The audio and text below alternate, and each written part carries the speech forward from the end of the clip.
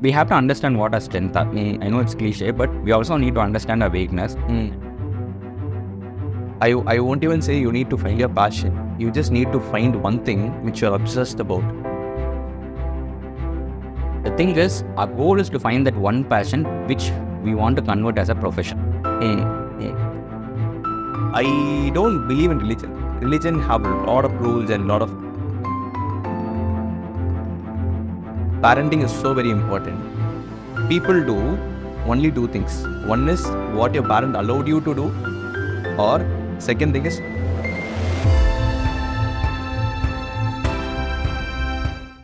Hi bro. Hi. Welcome. Thank you for coming all the way. Super, great. So actually, we are going to have a discussion about behind the scenes of what you do. So basically, I strongly believe that what we do is because of who we are. Okay, and how we do is also because of who we are. Yeah. That is what is getting us the end result. Because you have an idea, I can also have the same idea, but you do it different, I do it different. You have a different result, I get a different result. So I just want to understand like what is there behind the scenes happening to get the results which you are actually getting. So everyone know that you are an architect. Before me giving you a brief, I just want you to introduce yourself, like what do you do, and give me an introduction about that. Okay, thank you, Ken. So basically, I'm Architect SSR from Chennai. Did my schooling here. Graduation from Tyagaraja College, Madurai, 2002 to 7. I was a good student right from school. Never had any arrears. I was into dance, games, and basic leadership qualities. Like I'll be the guy who will put my hand up and say, if there are 10 people, I'll say I'll get it done. Then after graduation, I was actually placed in TCS as an architect, as a tech person. So I spoke my way through this thing. My foundation where I did like Montfort and Santo was strong. The communication was very clear. Montfort, Santo. That's where you studied. Yeah. I studied in St. Beats. Okay. Okay. Because I love the uniform of students. Right. Seriously, Montfort and Santom were blue. Yeah. So till 10th I studied there. Ambattur, I went 11th and 12th in Seju Bhaskara. There was another school called Ebenezer. So those were the two schools near my home which were good. Mom said, you select your school. Ebenezer had the same uniform as Santom. And Seju Bhaskara had the same uniform as Beats. Right. Beats is a little hip school. Right. Santom is a slightly local school. So I chose Seju Bhaskara because I wanted that uniform. Okay. Fine. So college mudichittu, I got placed in TCS, but I knew I didn't want to get into TCS software line. I wanted to be an architect, but just for the heck of it, like even architects can get placed up in Solta, I did. Then I went to UK. I didn't have any plans. I went to UK to do masters because my friends were going. A friend of mine got in few universities. April I started applying for my passport. May I took IELTS. Again, no coaching. I got 8.5 all the 4 modules. Right. Then I got in 4 universities: Glasgow, Nottingham, Cardiff. I chose Nottingham because 3 of my friends were choosing Glasgow. I didn't want to share the room. Already did that for 5 years. Wanted to be in a different thing. Went there for urban design. Again, because everyone was taking urban design. Induction class, I realized that I don't belong here. It was too theory, and there was a guy sitting next to me. He was 45 years post teaching urban design in Indonesia for 10 years. I was 22. So I thought I don't belong here, and I went for another induction of a friend of mine, environmental design. Environmental design is my specialization. Eventually I did that. So it talks about the sun path, ventilation, natural buildings and Mari. I could relate to it. It was more of a logical brain. I actually went and asked the professor what is the procedure to change this thing. And it's an education loan. Right.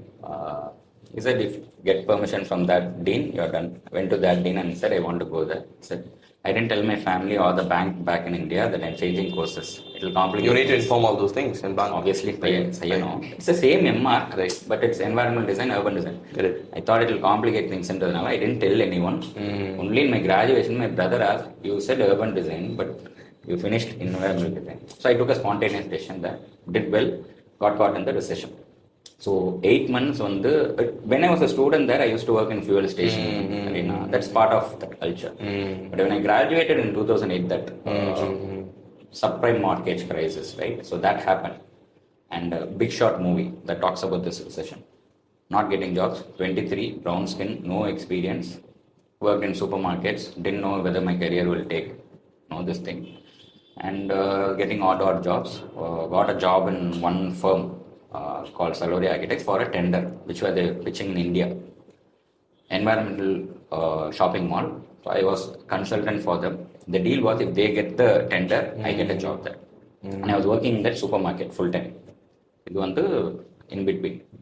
They don't get the tender, I don't get the job. So one day I was working, after 10 days, it was like after 8 months I was working with AutoCAD, I was happy.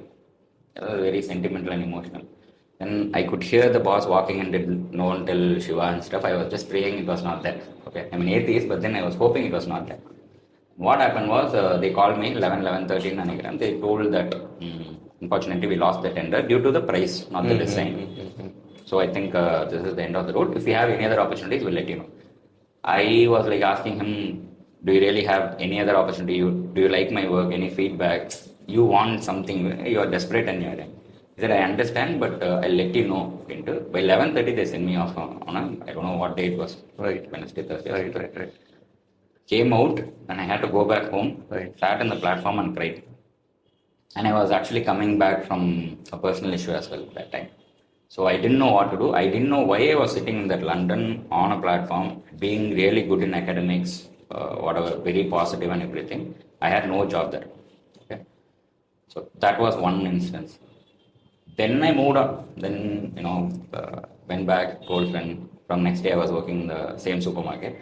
Again, after a few weeks, I got another opportunity in another design firm, this time for Photoshop work. So they didn't have any design role. They were doing a palace and they said they wanted someone to do Photoshop. Photoshop is a skill that, back in college, from third year, I started using computers. I'm a biology student. I picked up Photoshop. Then I went there, did that 2 weeks, 3 weeks, and they offered me a job. I ended up working there for 3.5 years. It's called Interiors with Art. I've done projects for really big names in London. And 2011, once I finished the education loan, I came back. Even after coming back, I didn't have clarity.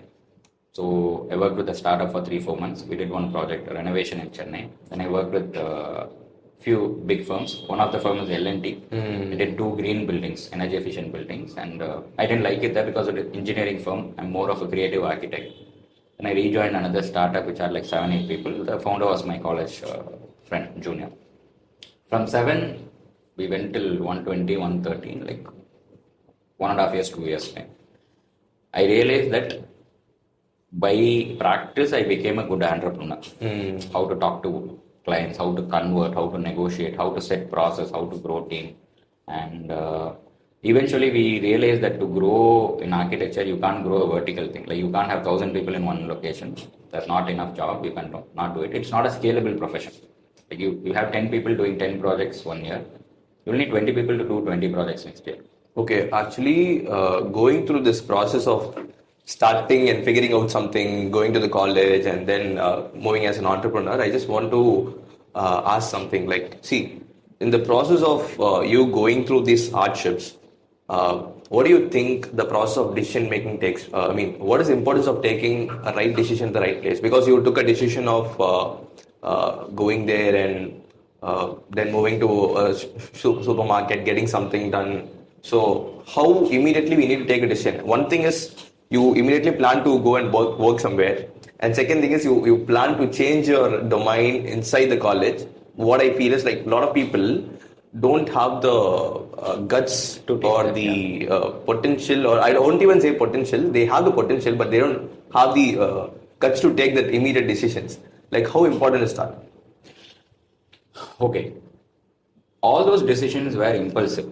So that I should not be proud of those decisions. I was just lucky to get the decisions right. Because what happened was, 8 years I ended up being the CEO of the same firm. We grew well. I still didn't know what I wanted to do. Until I was 2019 or 34 or 35, I didn't know what to do. To be honest, people don't take decisions. People can only set a long-term goal. Your long-term goal will eventually enable you to take the right decision. Right. I always tell this: you're a ship starting from a harbor. From Chennai, if the ship doesn't know if it needs to go to Kolkata or Singapore, where will the ship go? Exactly. It will get lost in the ocean. But if the ship knows that I have to go to Kolkata, come what may, a storm or whatever, even if it deviates from the path, you always know when to rejoin the path. Exactly. So I strongly believe people don't make right decision. The only thing people have to do is set a long-term goal. Have it as a SMART goal. Exactly. Like specific, measurable, Exactly. those things. You have it, and after that, anything that happens, when you have to make a decision, you will have the clarity of thought. And this I realized when I was 34, 35, because I had a mentor who told me, this is what you need to do. Right. So in the last 3-4 years, I won't say things got easier. Because when you're trying to do multiple things and hustling and all, it is tough. But I at least, honestly, deep inside, I know it is not an impulsive decision, and I need not rely on my luck anymore. And I know I have the clarity to say, okay, this is what I want. Even if it goes wrong, I'm still fine. Right. See, that's where, I mean, going wrong, going right will actually happen. But the thing is, like, when you want to figure out like what I want to do next, I would say like that's what you told, right? You need to see the bigger picture, saying that where I want to be in the next 1 year, or at least 5 years, or at least 10 years. If you have that picture, you will know why am I doing this. Even if it's going to be hard, I know where am I going. So this hard will be a pleasant hard. This hard will be a worthwhile pain. So that you will know, like, after going through this pain, this is what I'm going to get out of that. And just to correct you, when I say long-term goal, I'm not even talking about 5-10 years. I'm talking about, let's say when I retire at 60 from my professional career, what should I have accomplished that far? And then I break into milestones.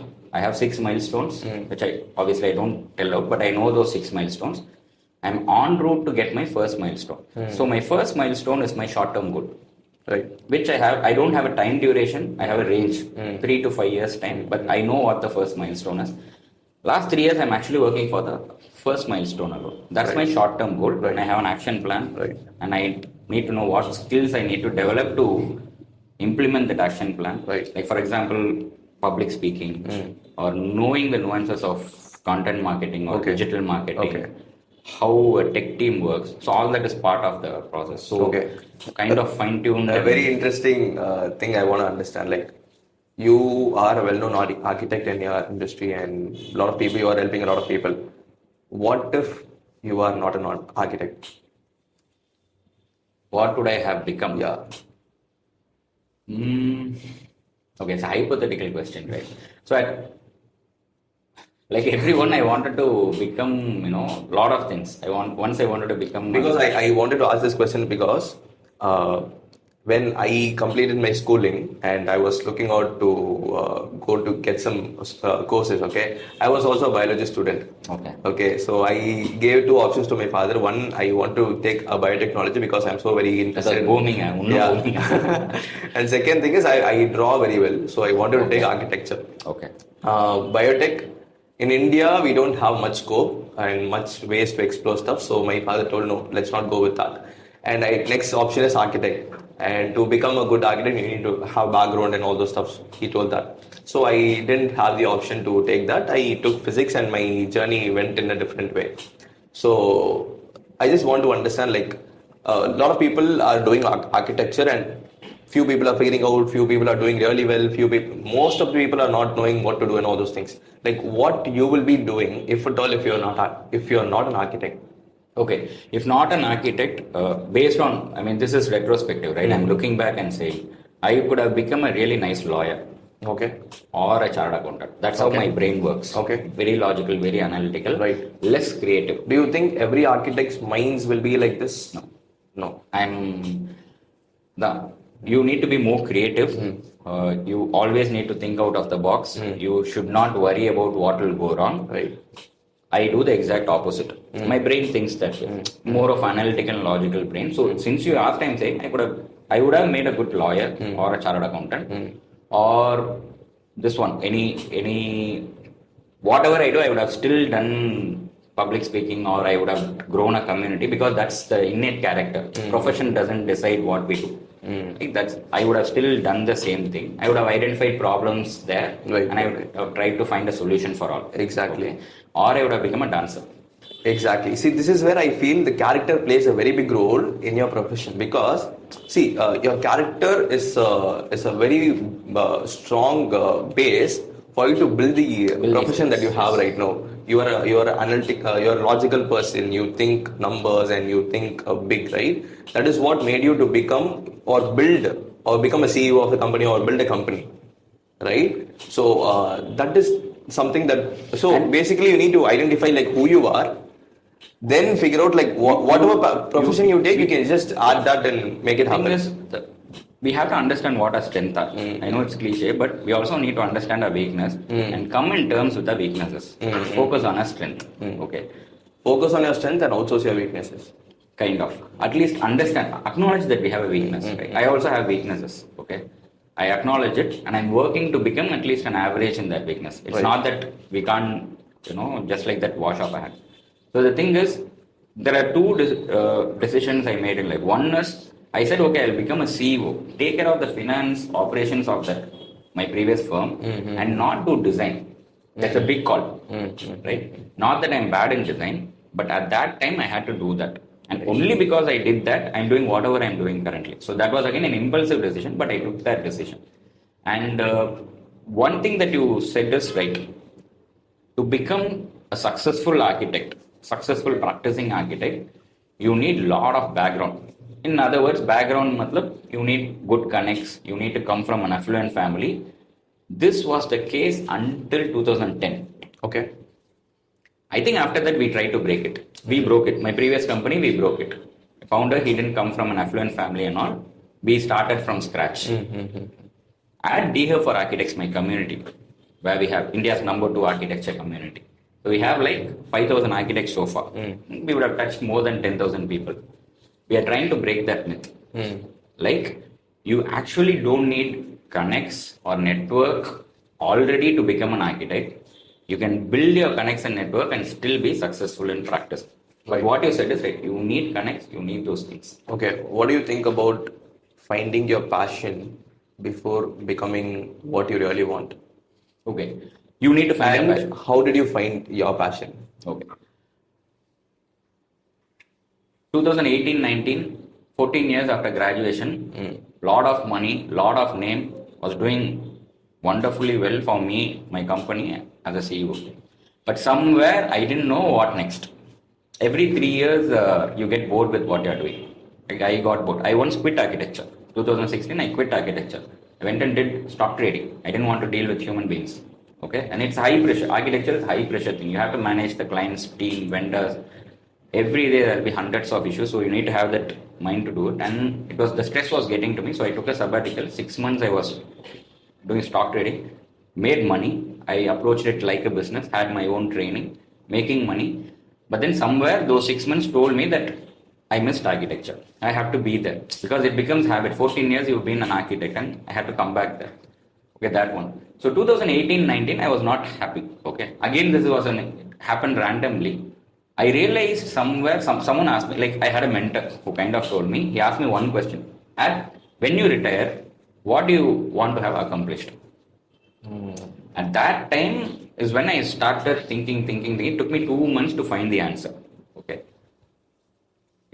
And the thing is, finding a passion, it's very easy to say, you know that. But having the guts to pursue it is different. And you need to do it methodologically. That's why I feel I won't even say you need to find your passion. You just need to find one thing which you're obsessed about. So when you know what and how, like for example, I am obsessed with dance at a point of time. Then I was obsessed with understanding and learning business at a point of time.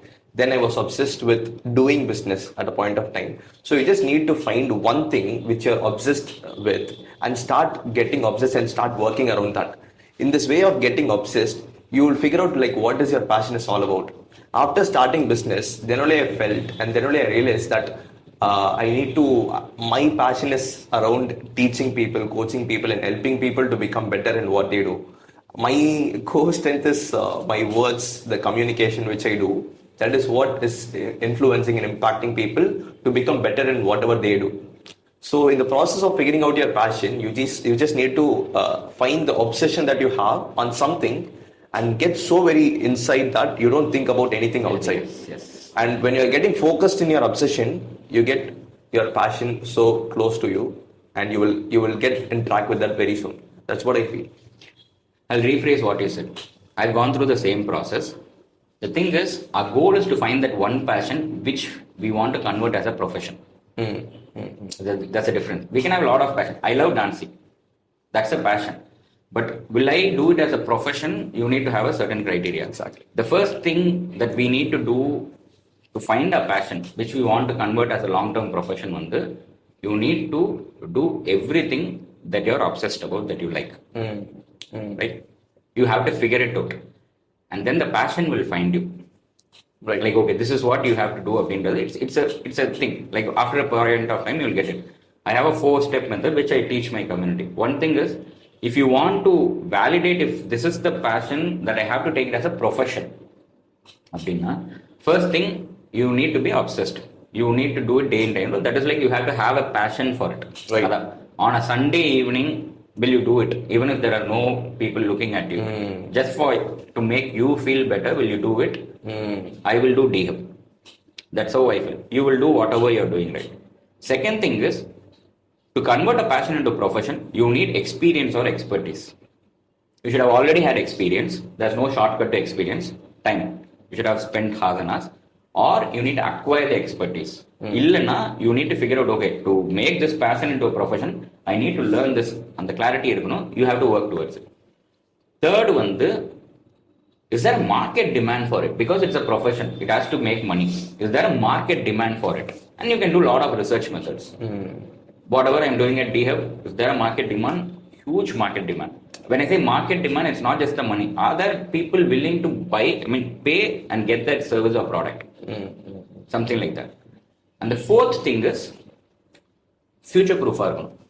We can plan anything for the next 3 years, 5 years, but what will happen after 25 years? Will this problem still exist that we are trying to solve now? What if AI takes over? What if technology takes over? What if a government bylaw comes and everything goes for a toss? Right. Like, for the audience to validate this, people like to whistle. It's a very illogical example, but to make it simple, I'm saying people like to whistle songs. Like, they whistle songs.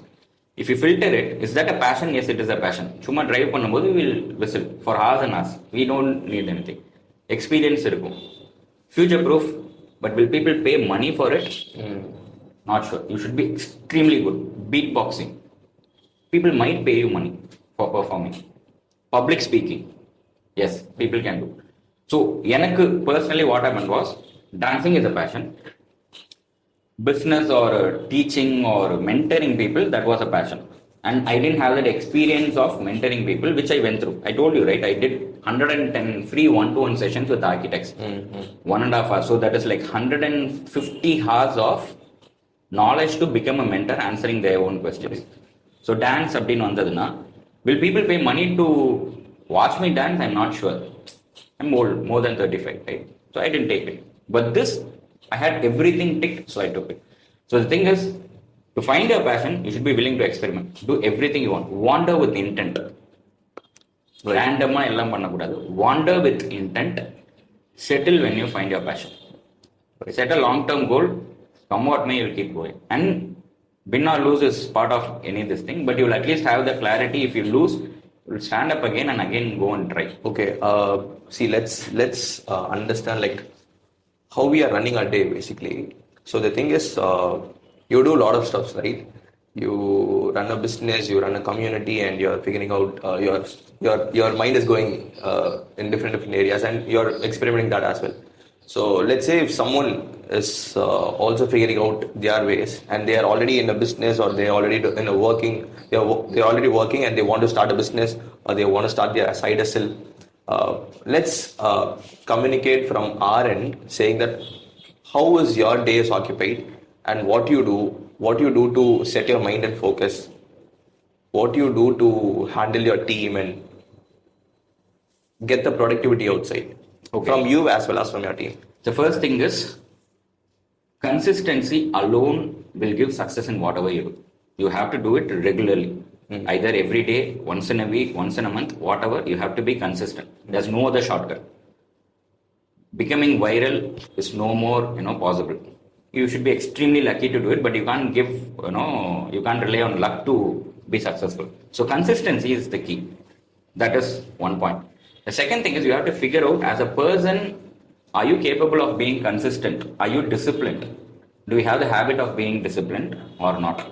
If you already are organized, if you are already having a habit, you just have to fine tune these things and do. Like waking up at 5, reading a book every day, or hitting the gym or taking care of your body. All this is part of this thing. Being financially disciplined. Okay. Or you'll be totally unorganized like me. I'm very unorganized. I'm a random person, but I come as a package. So I can't sit. Initially, I was trying my best to, become routine. Wake up. I've taken a lot of, I told in one of the interviews as well, I took Dharani Bros that 5 a.m. challenge. 3 days I couldn't cope up. Yeah, I'm a nocturnal, I'm an architect. I work only in the night when there's nobody disturbing. That's when I work. So I couldn't do it. Then I came into terms, okay, I'm unorganized. But then I also know that consistency is what is going to give me success. So 2 things, what I do is, I can be unorganized, but my team should not be unorganized. I set up rule system processes.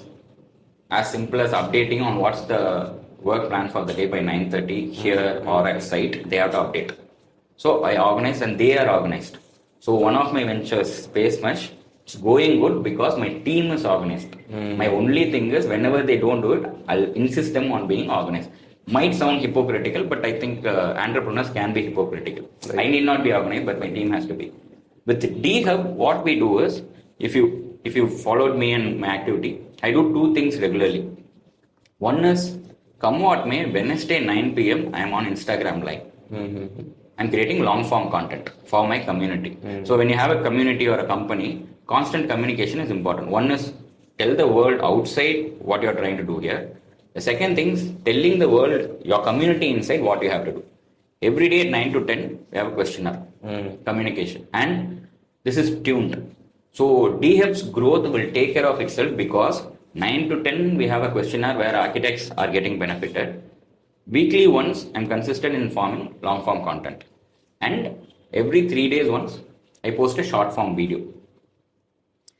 What unorganized things is, like this interview, you call me and I had to find a way. Tomorrow I'm going to one of the colleges in this thing. I'm doing a workshop called Mind the Gap for the final years, telling them how to go about it. Now these are unorganized. I keep my time free to fit in the randomness or unorganized way I operate. And trust me, this can't be taken as the best practice.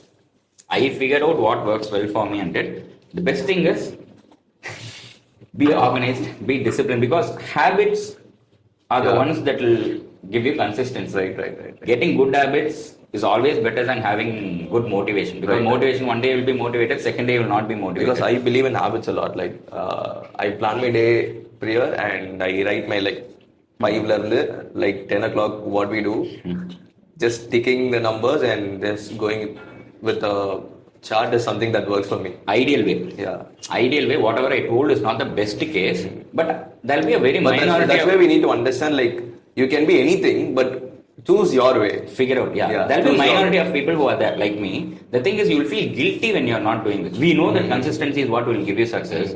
I can't change my character. I'm unorganized, I'm random, and that's why I do random things.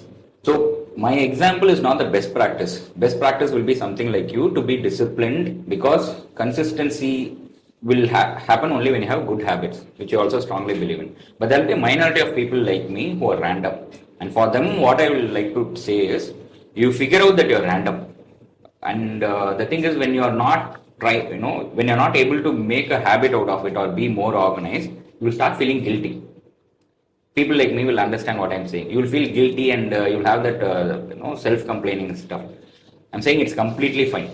But figure out a way to become more consistent. Create systems and processes. You still enjoy your randomness, because your randomness is what makes you unique and but just because random, I'll do one thing a day and then I won't worry about it for the next week, waiting for that virality to happen or sudden motivation to give you that boost. That's not that. Consistency any day. And to figure that out, you figure out what your system is. That's, if at all I have to give a suggestion or advice to someone, I will do that.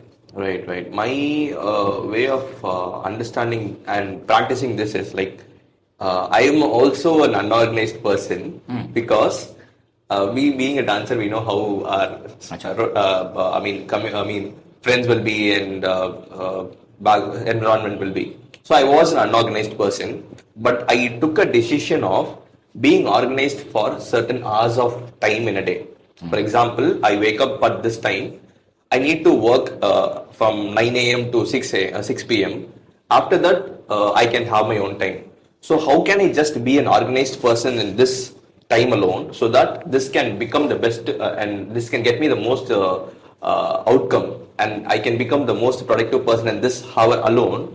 And when you did this thing and when you achieved that 5 hours or 6 or whatever it is, you feel confident about you saying that I've been promising myself to be productive in this 5 hours and I've done it. So that you're telling yourself that Kenny, what happens is you have told that you're going to be productive for this hour. You have done that, and now you are capable of being productive in next 5 hours also. So now you can take you can decide whether I need to continue this productivity or can I be the same. So for a person to build something, for a person who is unorganized and want to become organized, you don't need to be organized all through the day. You just need to be organized 1 hour. And you achieved it, you just need to be organized 2 hours. Like that, you can keep on expanding it. And looking back, you will understand that my life has been changed just by changing one thing within my day for a small hour, and I'm expanding that. So that's how I practiced it, and that's how it worked for me. Coming to the next thing, I strongly believe that there is a higher power than us, which is working for us, which we need to connect with. I'm a spiritual person. I don't believe in religions, but I'm a spiritual person. So what do you think the part of spirituality in doing a business and running it successfully? Okay, I'm a proper atheist. Okay. I used to be religious because my mom was religious. Sang bhajans, go to temples and everything. I think from 15... This is going to be an interesting conversation between the atheists and from 15, 16, when you have that clarity, right, after 10th or 11th, I stopped praying to God. I don't know the reason why I was doing it. I stopped praying. 15, 16. Yeah. Then I went to college.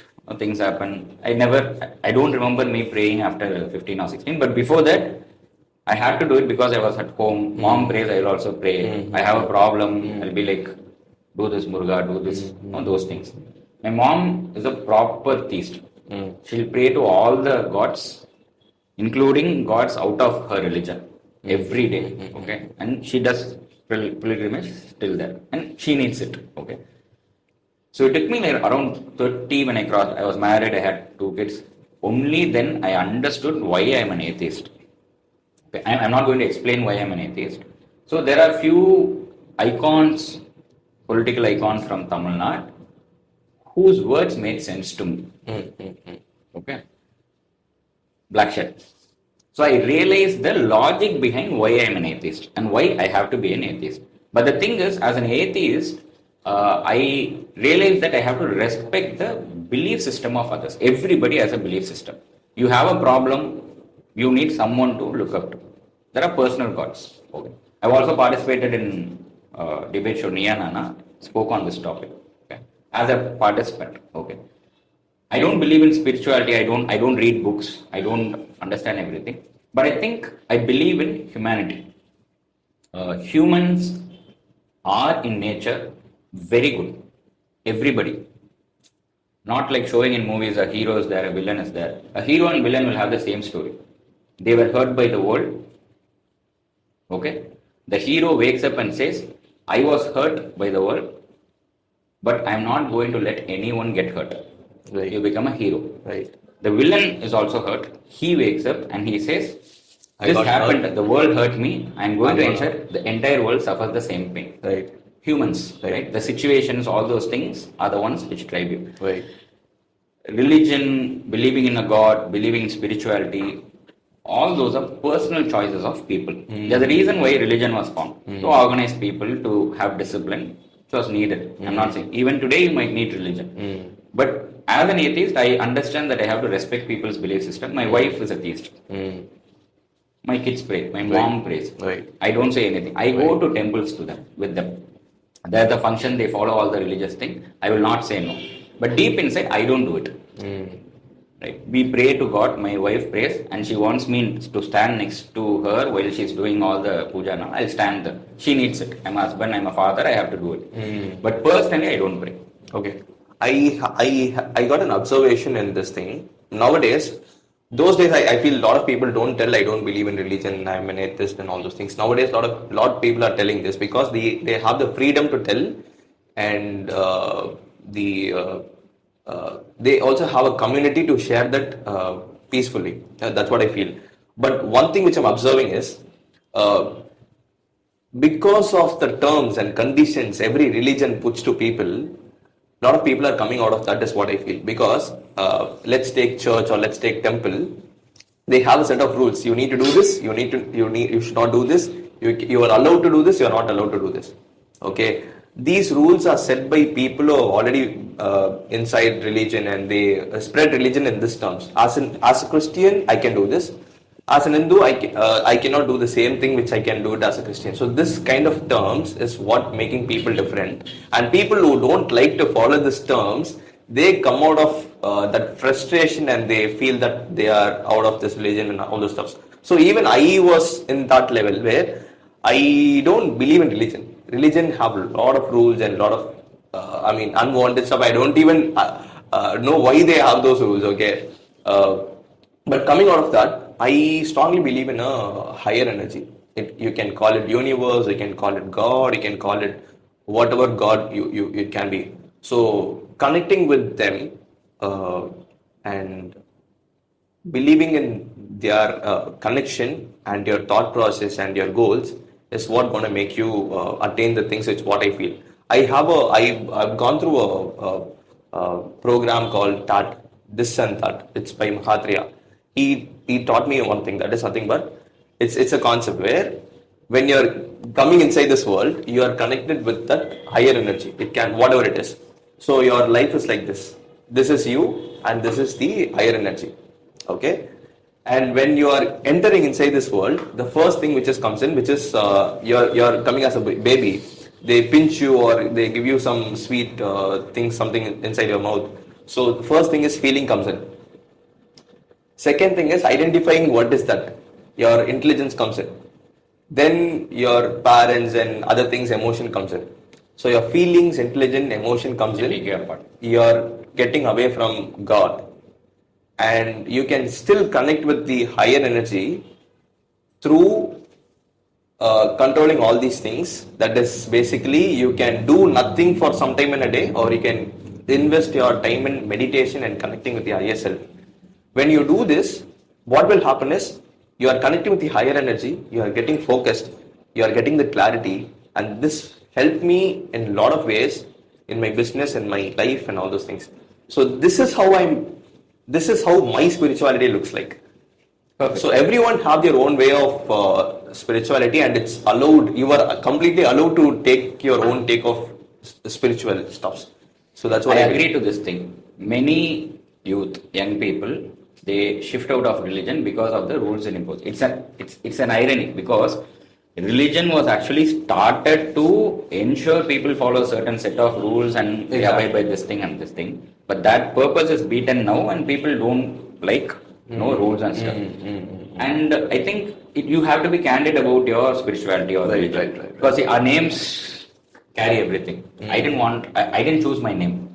So one of the reasons why I constantly keep promoting my name as Architect SSR is when someone looks at me, I don't want to get brand. Only when people ask me for the second time or third time, I'm actually tell the expansion of that. But otherwise, as a person, as an entrepreneur, as a personal brand, I want to be known as Architect SSR because architecture is a profession. I work for it. I got it, hardships and everything. SSR is just a name. It can be a Hindu name, it can be a Christian name. I want people, architecture is my community, if at all. I want people to identify myself as an architect. So that is one reason. And the thing that you told, right? This thing, I kind of understand that. You're born here, you have a connect outer thing, and as and when lives happen, you come out of it. Okay. As I told, I believe all humans are good. Their purpose in life is to be good humans, do good to other human beings. The situations and everything, their thought process matters. So what you think is what you will do. The same way, there's a concept called law of attraction. I know it works, okay? But the atheist in me, I started researching or searching. Like Google, it's not research. But anyways, I wanted to find out what is the reason, logical reason behind it. Not even a scientific reason. Are there any research studies on something? Right. There's something called as reticular activation system. Okay. Your mind will let your eyes see. I mean, you will see what your mind thinks. That's Right, it. right. For example, the best example is you want to buy a car. Let's say any brand, Creta. You drive on the road. You will see only Creta. Right. Like I did this experiment few days back. I told a person, I had a workshop called On Your Marks for a few freshers. Right. Told him, look around and tell me what do you look at. What are all are red. So he told me that was red, this was red, this was red and everything. Then I told him, now look down. I told him, now tell me what all did you see in blue. He couldn't tell anything. He randomly didn't see. That was blue. Wherever he said that was blue. And we had few things here last week and that was blue, but I didn't. Then I told him, you will see only what you think. So the only thing is, you have to tune your mind to think only positive things, good for others. Like the moment you come up with negative thoughts and everything, you will obviously only be seeing it and automatically you will be working towards it. Right. So the first thing to do is tune your mind to look for what only good. That's why I always say long-term goal is important. Long-term goal, if you are fixed, every day when you wake up, your only goal is that. Everything is a distraction. Right. This is spirituality for me. Right, got it. Humans are good. Humanity is always better. The only thing we have to ensure is humans have to be good. See, Lovely. An atheist can still do bad things. A theist, any religion they follow, a spiritual person can still do bad things. Their religion, their spirituality, all those things do not guarantee to say that they are good. Yeah. There are a lot of conflicts in the world because of religion. Right. And there are people who make use of it. Right. They brand one religion as bad, Exactly. one religion as good. Exactly. All this was not needed, at least not needed now. So the only thing, if you're a theist, if you're an atheist, doesn't really matter. That's your personal belief system. Right. That's your personal belief system. Like I said, my wife is a believer, let her believe. I'll not go and stop her. I'll not even try to brainwash her out of it. Because atheism is a thing that you have to self-realize. Right. Nobody can teach you atheism. Right. Religion can be taught. Atheism cannot be taught. I know a lot of people who claim to be atheist, okay, but when problem comes deep inside, they pray to God. I've also had this doubt many times. Okay. I've gone through a lot of struggle. Not once I've looked up and said, God, please help me. Then I realized, okay, because this has been happening from 15 to 16, I'm just finding reasons only now. But then it has been happening. Right. So all you have to do is believer, non-believer, theist, spiritual, whatever, ensure you have positive thoughts. Right. Good for you, good for your family, good for the outer society and everyone. That's all. Right. So coming from a first generation entrepreneur, how important your parenting is? My parenting or the way I am parenting? Your parenting.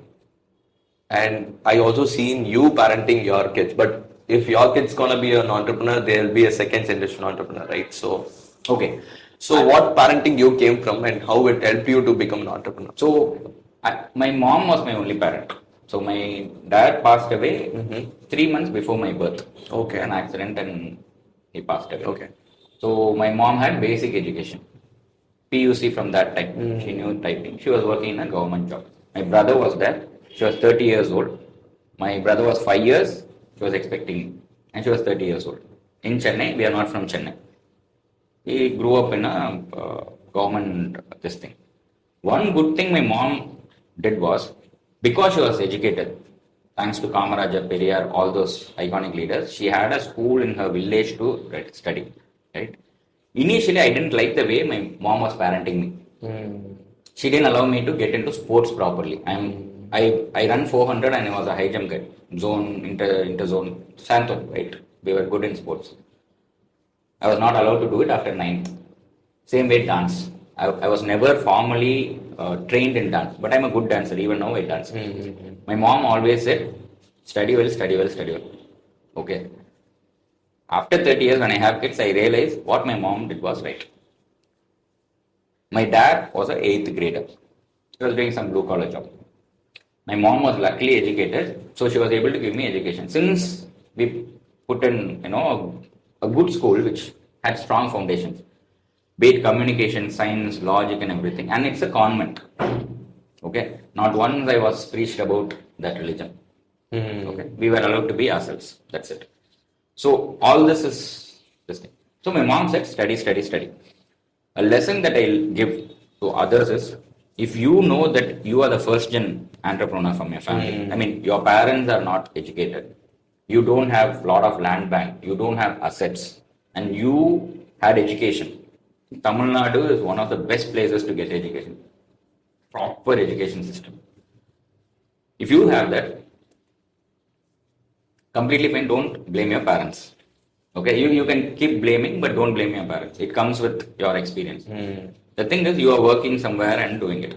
So what my mom did is right. The first thing that I understood was I should not blame her because she did what she best she can. There could have been a lot of things that could have gone wrong. Right. It didn't happen. So I am not a first gen entrepreneur. I mean, I'm a second gen graduate because assuming my mom was educated, I'm a second gen graduate. Okay. Now I should not do what the same thing my mom did. Right. If I do that, then I'm not doing justice to her hardships. Right. So now the way we parent is education. My kids study in Montessori. No exams till their 8th grade. It's highly expensive, but it's fine. Activity-based learning. You are not set into that annual clock of first term, quarterly, second term, half yearly. You want to go attend anything that you like. Exams, I can't go. My kids don't have that thing. They will study what they want. They learn by doing, and both the kids, my daughter is 9.5 years. My son is 6.5 years. For their age, they have so much clarity. They know what they are doing. Of course, as parents, we tell them, good habits, good disciplines, all those things. Be nice to people. That's the only thing I say. I always tell, be good to everyone. Never ever think, bad for anyone. And if someone is doing better than you, don't compare yourself with others. Where were you yesterday? Where are you now? Are you learning good? That is all fine. That's the best thing that I teach. Right. But then I tell them, I don't think, I am assuming, I don't know if they'll become architects. I want them to figure out. But my son used to say, I'll be the next SSR. He'll say that there's a different meaning to it. He always says, I'll be the next SSR. When he comes here, he'll sit here. Okay. So he's seen me and he knows the name. Everybody keeps telling the name. So he says, I'll be the next SSR. As a dad, it's kind of, I feel good about it. But the thing is, I don't think both of them will be even willing to do a formal graduation. And if they decide that they don't want, when they are like 14, 15, 16, I think as a second gen graduate, parent, I should help them do it. If they want to get into entrepreneurship, let them get. They want to get into showbiz. My daughter says that I want to be famous. Right. That's it. One word. Right. So I will help them. Right. See, actually, I feel parenting is so very important. People do only two things. One is what your parent allowed you to do, or second thing is what your parent did not allow you to do. If they allow you to do, you are already inside that. You have some experience. You will do it. And if they don't allow you to do, that is where you get more fired up and you always wanted to do it and you go try it. So you just need to understand what are you going through, and when you're going through something, see, coming to first generation entrepreneurship, when I started my business, my parents did not support me because they don't know what is entrepreneurship basically. And our parents always take safer, good decisions for us. Yes. Okay. I strongly feel that people who are moving inside their 20s, 23, 25, stuff like that, it is okay to not listen to your parents for at least next 5 years, because they always give you the best and safe decisions for you, but safe decisions will not get you legacy. And if you want to build something great, you just need to have the guts to go and take your decision and work for it and just go through the hardship for the next 5 years. And it's okay to not getting food, not getting money from your family. Prove them and give back to them. Exactly. And now your parents will feel proud about you. So your parenting is so very important. Your parenting is, it can be good or it can be toxic, it can be not good. That's completely fine. You just need to feel grateful for whatever your parents have been doing for you. Now you are in the age of figuring out your own ways, and stop complaining and start figuring out and feel grateful for whatever they have done, because it's now your time to actually give back. So that's what I feel. And I think my parents are feeling happy and they are allowing me to do whatever. See, that's what I'm doing. that understanding. Like, I'm 37, you're 27, 28. Yeah. So we have a 10-year gap, and I'm very consciously saying the first thing, any age you are in, understand why your parents did whatever they had to do. Right. Go back to where they come from. Whatever they are doing, no parent wants bad things for their kids. Let us be honest, okay? They'll do only what they know. Their situation demands them to take such decisions. Exactly. You understand that. Yeah. But as you said, if you have figured out that this is what I want, try to convince them. They will not accept. Don't even need to convince them actually. They will not accept. I mean, let's say you are going to quit a high-paying job and I'm going to be an entrepreneur, and you're not. First 3-4 years, you might not do financially good. They'll be like, I already told you, why did you do this? This is why you should listen to elders. Right. You are going to hear that. Ignore that. Understand the intent. The intent is for your good. Yeah. That's all. Yeah. But slowly, when you become a parent, But you just need to understand that you need to go through it. yeah, you need to go Yeah, through it. You need to go through it. You can't make enemies with your parents. Yeah. That I understood. Like, I used to always complain about my mom deep inside, not to others, but I'll be like, she should have done this, she should have done that, she should have done that. Now, after all these years of experience, I understood she did Why what they she had had to to- do. That's it. She why could have they- done things better. Exactly. There's always if and but. Exactly. The only thing I have to do is what can I do for it. And one important thing that I liked about you is you will do what your parents allow to do, or you strongly do what your parents didn't allow to do. So as a parent, I'm not going to stop my kids from doing anything they want.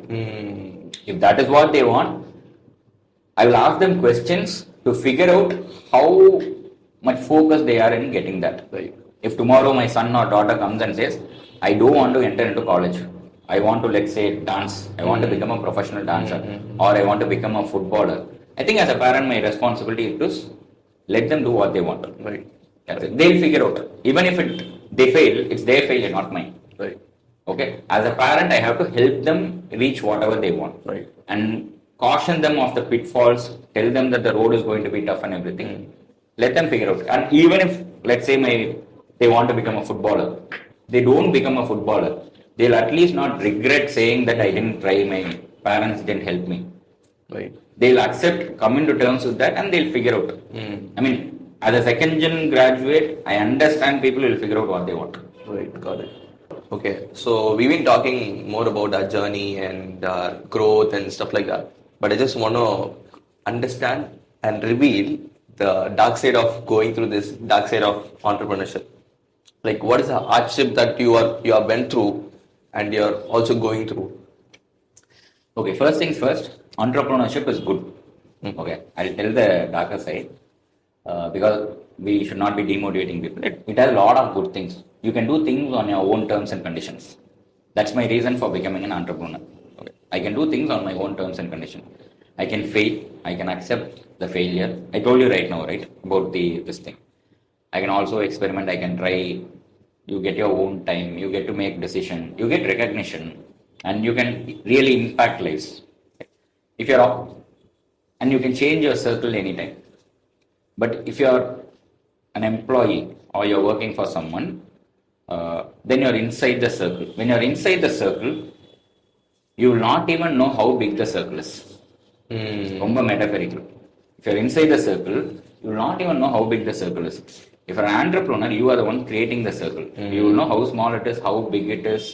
If it is even a circle, all that is possible. Those are the good things about entrepreneurship. But then, entrepreneurship is not something we are trained for. If you come from a family which has entrepreneurs already, you see them grow. When you're growing, you see them. You will understand, what decisions, mistakes your parents did. what they learned, and all this thing will happen. But predominantly from Tamil Nadu, because we are from Tamil Nadu, most of us are first gen entrepreneurs. So we are not trained. And as you said, many families don't support entrepreneurship because they are scared that we might fail. Okay, they come from that school of thought. You are going to have a lot of pitfalls. Okay, trust me, financial failure is tip of the iceberg. Mentally, you will go through a lot. Okay, I've gone to psychologist regularly. Once in 6 months, I will go. You will need counseling. You will have sleepless nights, insomnia, and there are days when you don't want to step out of your bed. But that's part of it, right? And one thing I realized is you don't get into entrepreneurship to prove to someone else that you will be successful. Right. Do it only when you want to create those circles. Right. If you're someone who's comfortable staying inside any circle, just go ahead with it. It's completely fine. You need not live someone else's dream. If it is your thing to do entrepreneurship, get into it. But you will have a lot of bad days. Right. Very few good days. Right. But then you have to know how to cope up with those bad days and understand everybody is going through it. Even the most successful entrepreneurs, all the people who we look up to, if you name 3 people, all of them would have gone through this thing. And 20s, 30s, 40s, 50s, 60s, everyone will go through it. The only thing is, as you grow in age, will the problems go away? So I am 37 now. If you ask me at 50, will I be okay with all of these things? I don't know. There might be bigger problems because my problems which I had 10 years back are different. I have more. But one thing that entrepreneurship will do to you is it will teach you how to handle problems in a much better way. Very true, very true. See, I feel dark side of entrepreneurship is not actually it's not dark side. It's a fun game altogether. The thing is, if you know where are you going, and you will figure out everything in this way. And figuring out is the way that we need to figure out. Like basically, see, if you want to build if you are an architect, you work with buildings and all those things. If you want to build a big house, and you just need to have that in the goal. I mean, you just need to design it. Yeah. You just need to look at that, and building through that building is, I mean, having one bricks. That is going to be hard. Getting in the work done is going to be hard. Bringing in the resources is going to be hard. But that is the dark side, is what I feel. But when you keep on looking at the bigger picture, where this is what I'm going to achieve, then the dark side and the pain that you go through, it's going to be lovely. You will have sleepless nights. You will know what you do. You will not know what to do. Some clients will turn off you. Sometimes you will get a lot of clients. So it's all about a lot of ups and downs, a lot of mental stability that you need to have. But going through the process of entrepreneurship, you will completely become a better and a beautiful human in this world who can serve this world in a better way. So you face problems first year, you will face different problems in second year, you will face different problems in third year, and you solve it and you become a better person in the 5th year, and again you have better problems. It's like writing. You just need to fall love in handling problems. That's like every time you go to an exam, you will always get out of syllabus questions. Yeah. And the one thing that I miss saying is your failures will be public. Exactly. And you need to have a lot of mental stamina to accept failures in public, right, and to again stand back and keep going forward. That's the thing. Some people don't even talk about their failures publicly because they think it will get affected. Right. And if you look at good entrepreneurs, they will accept that they failed. True. I'm not saying you should write a book about your failures, but it failed. It's part of the process. I told you about one thing in the morning, right? Exactly. Was I, bogged down or something? I understood what went wrong. I already had a solution. Right. Last 5 months were trauma for me. Right. Trauma. Like, you could not do what you were doing. It was a huge mental thing, right? Your failures will be public, and it's okay to make it public. You know what? Every time I go through a hardship, I think about one person.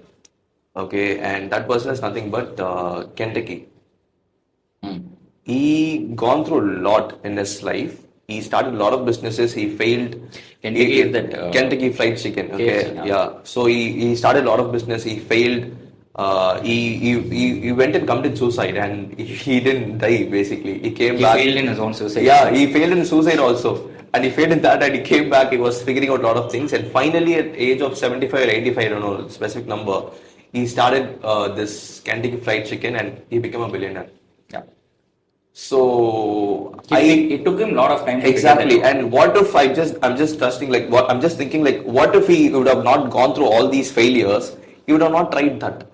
Exactly. So your hit is somewhere and it's so very close. You just need to keep on going towards that hit, and once you hit that, you're gonna break the world, and the world is gonna see you. So this journey is gonna be dark. This journey is gonna be hard. But going through this journey is something which is so beautiful, which you can present and which you can give to yourself in your life. So your life is all about finding the purpose of life is to find the purpose of your life. So just figuring out that is what gonna make the life beautiful is what I feel. Exactly.